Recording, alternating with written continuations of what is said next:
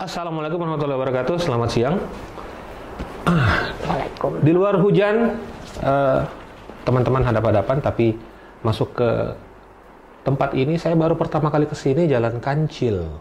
Namanya Hop Studio. Wah, keren sekali. Ya? Tupai 128. Oh, Tupai 128. 128A. Tupai 128. Kancil teman. Tupai sama Kancil berteman. Luas bangunannya 3 lantai, nanti kita main ke lantai 2, lantai 3, ketemu siapa di sana kita akan lihat nanti. Yang pasti sekarang saya bersama teman lama, sudah kenal 15 tahun, 20 tahun yang lalu, dan saya tahunya terakhir beliau ini pegawai bank. Kita akan tanya nanti kenapa pegawai bank jam segini tidak masuk kerja. Rini Hamid namanya.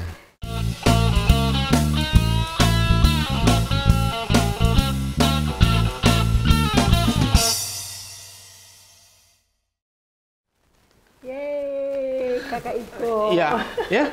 Nah, Rini ini saya kenal lama. Saya tahu dia adalah dulu siswa berprestasi juga di sekolahnya.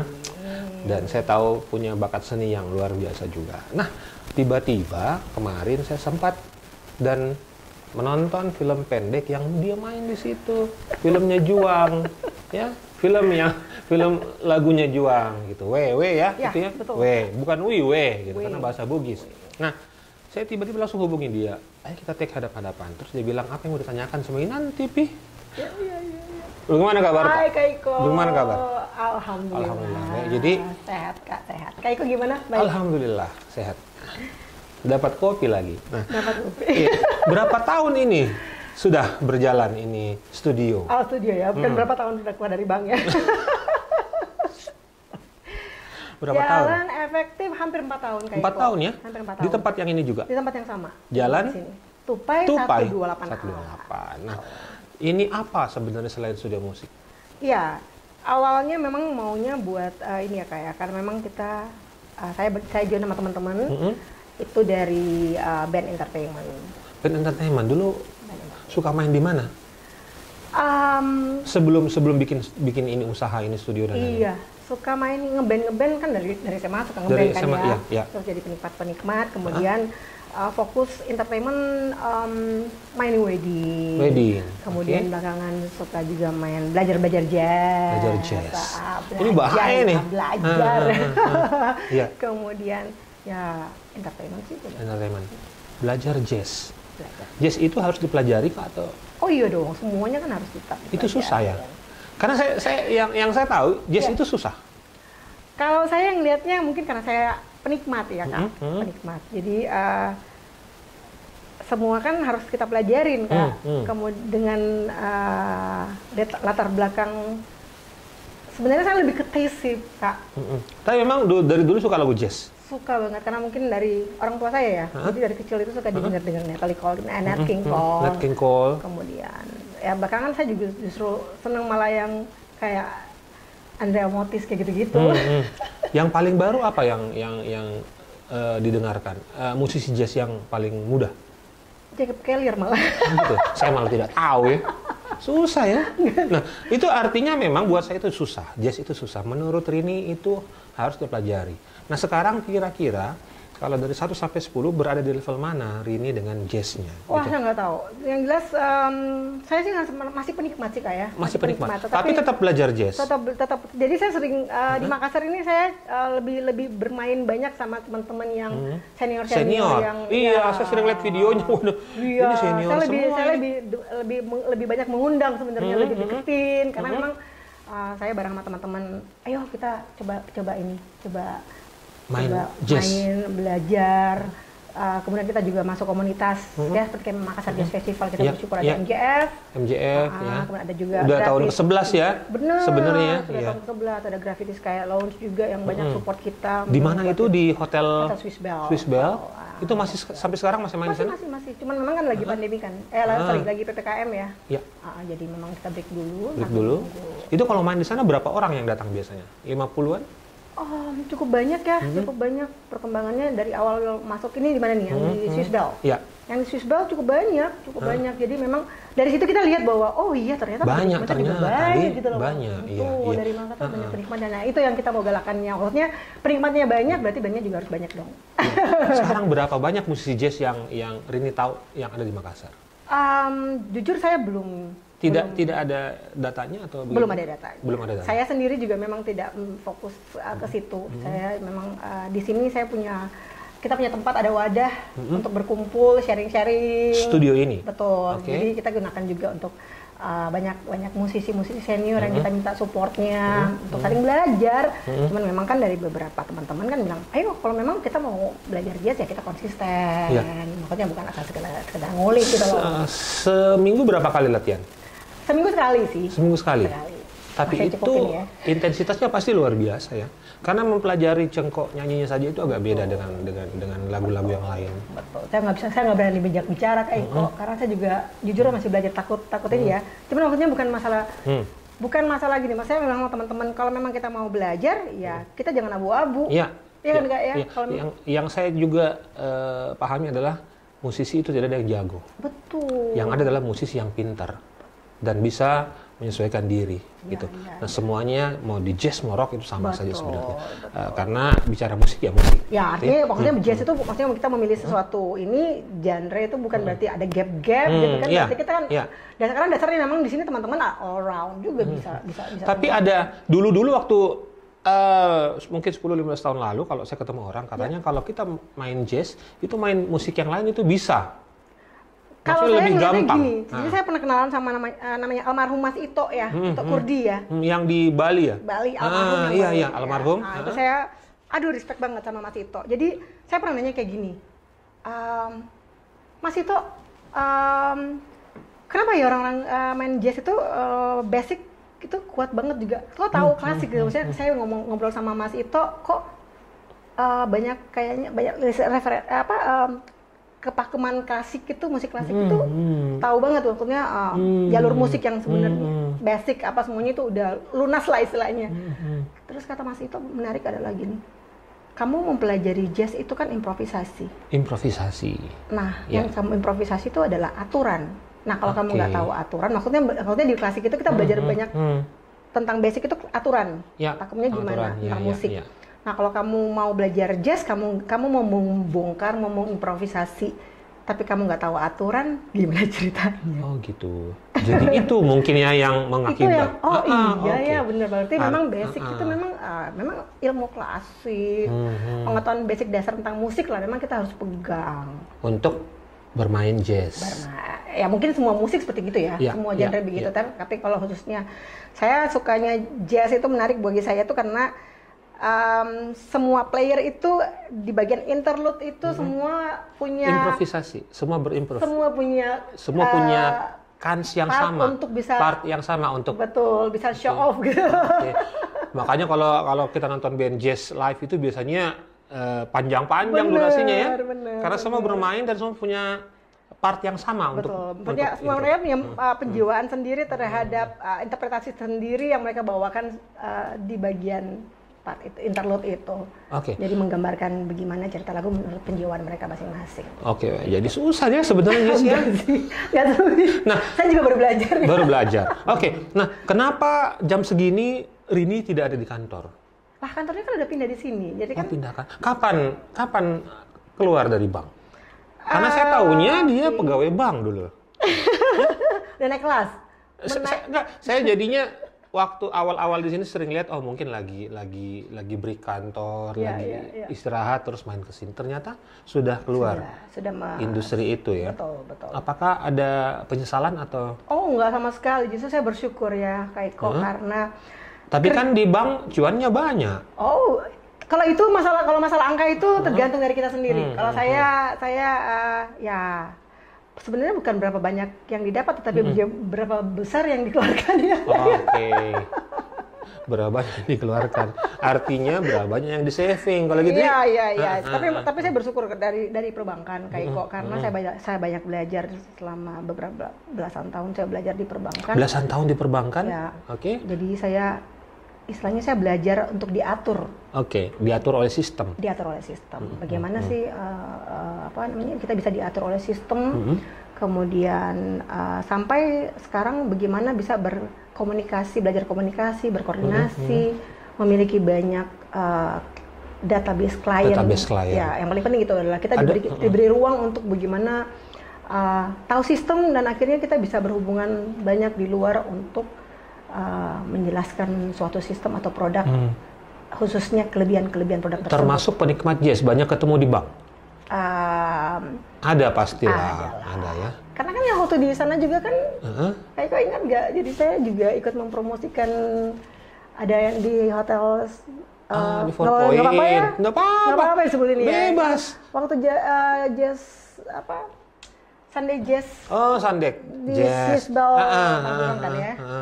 Kan dari bank juga yang sponsori juga ya. Oke. Itu kan ada koneksinya kan? Betul. Nah, dengar kabar setelah keluar dari bank pemerintah sempat ditawari oleh bank swasta. Iya. Kenapa tidak diambil? Karena pastinya kalau swasta pastinya lebih besar ya penawarannya. Kenapa nggak ambil?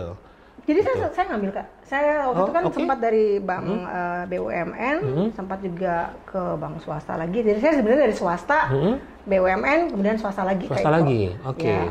Akhirnya sampai satu saat saya harus memilih karena energinya dua-dua sama sebenarnya. Passionnya ke musik bareng dengan saya suka di bank karena kebetulan saya dapat divisi marketing. Itu jiwa saya mungkin menjual suka menjual ya Kak ya. Jadi kondisi itu saya harus memilih energi mana yang paling banyak yang bisa saya ini. Ya udah saya pilih musik. Akhirnya. Musik mungkin karena. Jadi total berapa lama berkarir di perbankan? Kurang lebih 18 tahun. 18 tahun. Saya tahu pesangonnya pasti besar kemarin. Amin.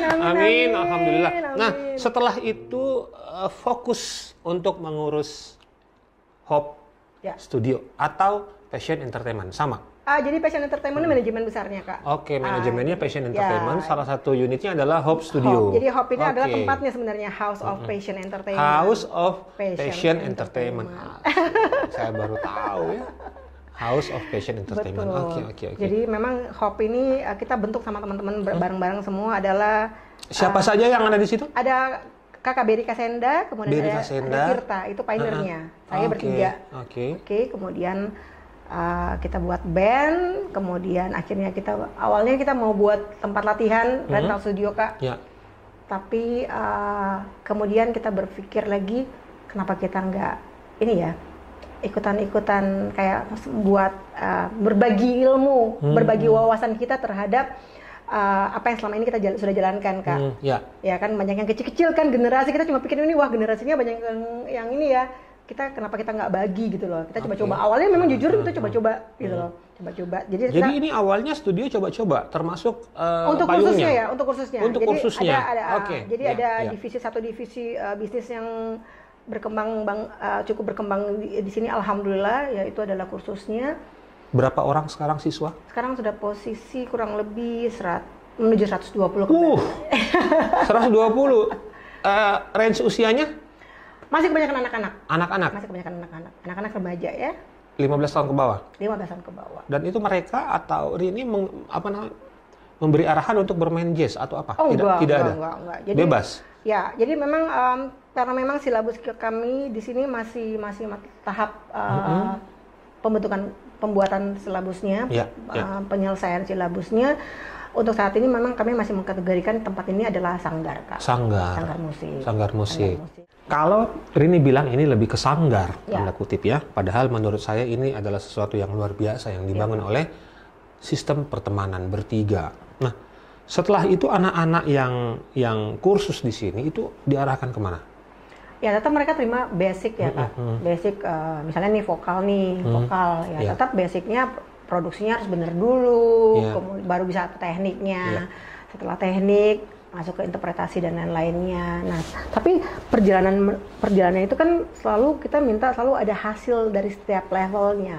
Setiap level dari pembelajaran anak-anak itu ya. Betul. Dan memang yang paling terlihat adalah ketika mereka perform. Nah, ada panggung kah atau kesempatan mereka harus perform atau memang disiapkan oleh studio? Kami juga metode-metode itu ada, tetap selalu ada untuk menyiapkan panggung. Mereka harus showcase di depan umum gitu ya? Betul. Oke, karena memang yang saya tahu adalah musisi itu apapun jenis musiknya atau usianya, yang dia butuhkan adalah panggung. Betul, aplikasinya kan ya? Iya, aplikasinya, dan studio menyiapkan itu. Betul. Itu luar biasa. Ya, gitu. sejauh ini ya alhamdulillah. Alhamdulillah. Nah, termuda, paling muda berapa tahun? 4 tahun. 4 tahun. Yang paling tua?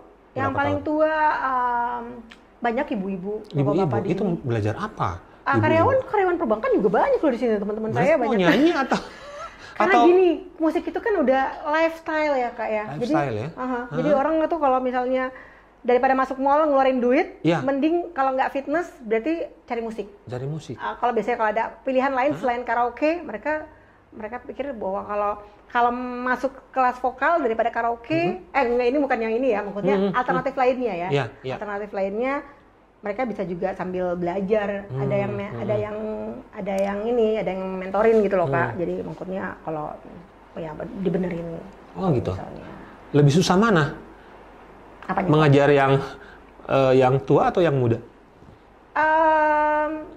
Seperti kata coach di sini, kalau ditanyain seperti itu sama pertanyaan Kak Iko, ada kesulitan nggak? Ada yang susah nggak? Nggak ada, karena memang dibawa santai. Berapa orang di sini pengajarnya? Di sini kurang lebih ada 8 orang. 8 ya? 8 yang aktif. Itu instrumen berapa orang? Kalau ini bukan 8, 12 orang. 12 orang. Oke. Tiga vokal, yang lainnya instrumen semua, Kak. Semua instrumen diajarkan di sini. Sampai saksofon juga ada. Saksofon juga ada. Luar biasa. Jadi bukan cuma piano, bukan cuma drum, gitar, bass. Iya, biola. Biola juga ada. Oke, jadi sebenarnya bisa bikin big band ya harusnya. Amin. Itu salah satu tujuan sendiri. Iya, dan kita tentunya memberdayakan teman-teman musisi kita ya, musisi kita. Jadi entah itu pelatih emang yang sudah guru, tapi kita bisa perform sama-sama, dan musisi yang perform juga bisa sama-sama. Kita sama-sama juga bisa ngajar gitu loh. Iya, oke. Nah, Rini sendiri kan juga tadi bilang bahwa ini menjadi semacam tempat berkumpulnya teman-teman musisi, teman-teman musisi jazz ya. Apa harapannya untuk Makassar gitu? Maksudnya Makassar sebagai kota, ini kan Makassar kota budaya ini kan? Betul sekali. Dan sekarang juga kita tidak punya database tentang musisi, siapa yang aktif, berapa jumlah band di Makassar dan lain-lain. Apa harapannya untuk Makassar sebenarnya dengan adanya usaha ini, adanya perkumpulan ini? Dulu saya pernah ada concern ke gini. Waktu itu saya ngelihatnya wedding itu. Waktu wedding itu kok kalau misalnya ada artis kok nggak pakai band dari Makassar. Gitu. Jadi saya ngitung formasi, formasinya sama. Tapi apa yang membedakan? Ya kemungkinan dari level permainannya. Ini dari sisi saya dari sisi saya pribadi gitu. Diskusi sama teman-teman yang ada di sini bahwa ya memang kita banyak PR yang harus kita kejar, bahwa tentunya kalau misalnya mau menyuguhkan sesuatu memang kita harus lebih banyak berlatih, lebih banyak intensitas ketemuan itu berlatih. Tapi memang kan dibutuhkan tempat, cost-nya banyak untuk itu. Jadi saya sebenarnya muncul lagi lebih concern lagi sama, kalau kita latihan berarti memang ada cost. Cost itu akhirnya berhubungan dengan nilai jual, nilai jual. Dan memang yang konsentrasi saya sih, bagaimana sih musisi itu bisa hidup? Bisa hidup, dapur bisa ngepul terus. Artinya kan saya tadinya dari profesi lain, nggak ada bedanya dengan saya musisi, kebanggaannya tetap sama, tetap bisa mengepul dan tetap bisa harganya sama, tergantung kita menjualnya bagaimana. Nah, tadi Rini bilang kalau ada musisi luar diiringin juga band dari luar kadangnya. Padahal kan ada yang bilang kayak gini, karena mungkin level musisi kita, band kita mungkin masih di bawah standar. Tapi kan itu tidak akan bisa naik kalau tidak ada kesempatannya. Betul. Jadi dalam hal ini juga saya dan mudah-mudahan juga Rini bisa setuju bahwa berikan kesempatan kepada teman-teman band dari Makassar juga untuk perform di level yang diharapkan. Biar pengalaman dan intensitas bermain juga makin tinggi ya. Nah itu mungkin yang juga coba diterapkan di Hope ya. Ya, betul Kak Iko. Okay. Jadi memang sebenarnya memang harus lebih banyak kita tonjolkan ya Kak ya. Apalagi di pandemi kayak gini yang mungkin memang kondisinya jadi drop. Padahal sebenarnya kita sangat punya energi untuk kreatif, punya energi yang untuk bagaimana di kondisi tertekan ini kita memang harus tetap tertekan, tetapi justru malah keluar ini. Tidak bisa hanya sabar sekarang, harus berbuat. Betul. Nah, kalau itu masalah-masalah yang kita harus berbuat, kenapa tiba-tiba main film pendek? Pertanyaan menarik itu. Iya, sorry. Pertanyaannya menarik sekali. Jadi saya suka lihat banyak yang Kak Iko tampilkan di konten-konten Kak Iko itu semua orang-orang yang berbuat untuk Makassar. Keren banget Kak Iko. Salah satunya Kak Juang. Iya. Terakhir itu saya lihat Kak Juang karena memang saya juga sangat-sangat ngefans sama Kak Juang ya. Jadi Juang ada fansnya Juang? Iya, Kak Juang saya ngefans banget sama Kak Juang. Salah satu tokoh di Makassar, seniman di Makassar. Nah, kemudian tiba-tiba saja ya mungkin lagu itu sudah memilih saya Kak Iko ya. Lagu itu sudah memilih saya. Tiba-tiba itu pertama kali saya bertemu dengan Kak Juang. Jadi melalui telepon beliau menyampaikan, "Kali ini saya baru berbicara langsung sama Kak Rini, tapi saya mohon dibantu, saya punya karya bla bla bla bla bla dan seterusnya. Kak Rini mau nggak?" Tahu nggak Kak Iko? Saya kan nggak punya basic. Jujur di sini saya ngomong pertama kali ya. Saya belum pernah ngomong secara ini di depan orang banyak. Saya nggak punya basic acting. Tapi ketika saya menerima tantangan dari Kak Juang, saya bilang sama Kak Juang, oke, saya mau. Karena di kepala saya adalah kolaborasi Kak. Kolaborasi. Jadi memang saat ini memang kita harus kolaborasi. Kita harus kolaborasi.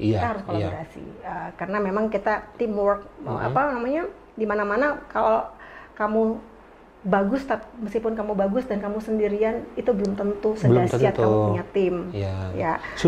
Susahkah berakting depan kamera? Nah itu dia, karena timnya bagus banget. Dan jujur saya waktu itu agak kesulitan di awal-awal karena ini pengalaman experience mahal yang pertama kali saya dapat gitu kan. Apalagi kan saya langsung berhadapan dengan dua. Itu kan yang jadi suaminya itu senior ya. Betul. Jadi tokoh benar sering jadi aktor antagonis ya. Aktor nasional jadi penjahat ya seringnya. Iya. Mas Rifnu kan sama Mbak Rahel Amanda kan. Jadi saya agak shock waktu itu, jujur waktu terima tawarannya saya nggak terlalu fokus siapa. Saya cuma bilang oke, di depan saya adalah oke Kak Juang saya mau. Tapi kalau misalnya nanti di awal nanti ternyata ada hambatan, tolong saya dikasih tahu untuk dibatalin nggak masalah gitu. Yang penting sukses kan gitu kan. Nah pas di sana berjalan ini aja santai. Jadi dan karena saya di support timnya keren banget soalnya. Dan hampir semua anak Makassar ya. Anak Makassar. Jadi hebat. Dari situ juga saya ngelihat bahwa wow, ini Makassar ya, keren banget. Saya lihat dari artworknya, terus saya nonton teasernya itu luar biasa. Amin. Dan yang tadi dibilang bahwa kalau kita hebat tapi sendiri lebih bagus. Tidak hebat tapi bersama-sama kolaborasi. Sama-sama kasih energi yang baik. Untuk. Nah, kalau ada bank yang meminta hari ini comeback dengan iming-iming mungkin 5 kali lipat dari yang kemarin, bagaimana? Dan tetap bisa bermusik. Itu pilihan yang ini ya Kak ya. Susah, itu pilihan yang sangat sulit sebenarnya. Karena memang jiwa saya itu masih perbankan juga. Masih ada ya. Ilmu marketing itu sangat menyenangkan. Jadi memang teman-teman sekarang kan ya semua pekerjaan kan interdisipliner semua kita bisa masuk tergantung kitanya gitu ya. Dan memang saya bilang sama teman-teman juga saat sekarang sama anak-anak khususnya semakin kesini satu skill aja udah pasti nggak cukup. Untuk punya daya saing, tetapi kamu harus punya lebih dari satu skill. Nah, balik lagi saya bersyukur karena saya pernah di perbankan, saya jadi bisa kerja multitasking, jadi bisa kerja banyak. Bisa hitung uangnya orang ya? Itu paling susah. Karena diri sendiri nggak kaya-kaya.